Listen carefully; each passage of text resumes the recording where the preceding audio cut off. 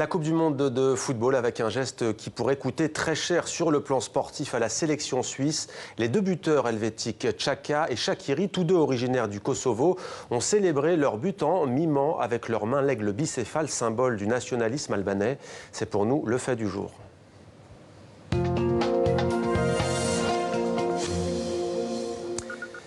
C'était vendredi, il y a 3 jours, une célébration très mal vécue par les supporters de la Serbie et par la Fédération internationale de football qui pourrait sanctionner les 2 joueurs concernés, mais aussi Stefan Lichtsteiner, le capitaine de la Nati. Tous pourraient être sanctionnés pour ce geste effectué lors de la victoire contre la Serbie. Avec nous, Pierre-Alain Dupuis en direct de Genève. Bonsoir Pierre-Alain, on attend toujours la décision de la FIFA. Que risquent au juste les joueurs concernés ? Oui, effectivement, on attend avec impatience la décision de la FIFA. Celle-ci tarde à tomber malheureusement.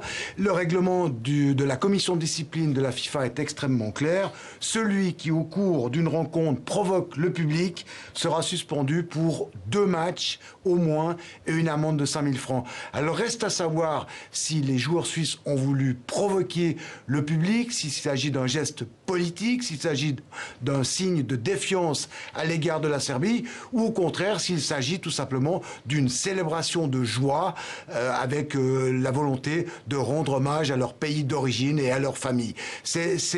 Voilà, c'est la grande question que doit résoudre la commission de discipline, et pour l'instant vraiment on est dans l'expectative. C'est très attendu en Suisse parce que ces joueurs, vous les avez mentionnés, Shaqiri, Xhaka, Lichtsteiner, ce sont les joueurs clés de l'équipe de Suisse, une équipe de Suisse qui est bien placée avant le dernier match. Si elle le gagne ou si elle fait match nul, elle sera qualifiée pour les 8e de finale, mais sans ces 3 joueurs, ça sera beaucoup plus compliqué contre le Costa Rica. On attend donc toujours avec beaucoup de fébrilité cette décision. La fébrilité donc sur le plan sportif et de ces sanctions éventuelles. Pierre-Alain, cette affaire provoque aussi dans la société suisse et notamment dans la classe politique un vif débat depuis 3 jours. Qu'est-ce qui se dit au juste ?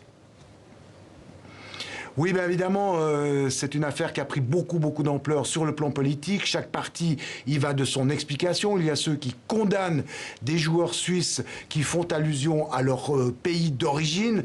Ont-ils marqué pour la Suisse ou ont-ils marqué pour le Kosovo? Ce sont les partis d'extrême droite qui reprennent ce refrain. Il y en a d'autres qui veulent pardonner en disant que quand on est excité, quand on est fou de joie d'avoir marqué un but décisif, on ne maîtrise pas toutes ces sensations. Le débat fait rage, mais d'une façon générale, dans le pays et du côté de l'association suisse de football, on soutient les joueurs. On veut croire qu'il ne s'agit pas d'un geste politique, on veut croire qu'il s'agit juste d'un geste d'immense joie. Voilà donc ce que l'on pouvait dire à l'heure qu'il est sur cette affaire. Merci Pierre-Alain pour ces précisions et on reviendra dans la deuxième partie sur le football côté terrain. Cette fois, ce sera avec Didier Roustan.